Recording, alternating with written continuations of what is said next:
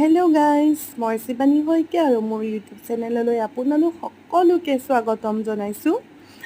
যিহেতু জুলাই মাহ আৰু জুলাই মাহৰ ভেকেশ্যন এনজয় কৰিবলৈ মই মোৰ পৰিয়ালৰ সৈতে মেঘালয়লৈ বুলি গ'লোঁ।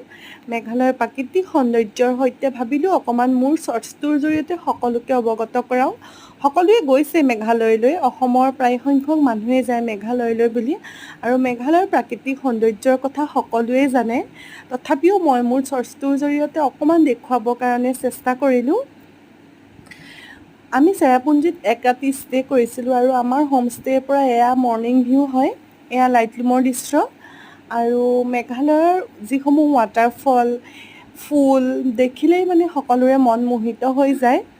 আমি তাতে দুদিন থাকিলোঁ আৰু দুদিন বহুত এনজয় কৰিলোঁ, ভাল লাগিলে, অকণমান মাইণ্ডটো ৰিফ্ৰেছ হ'ল।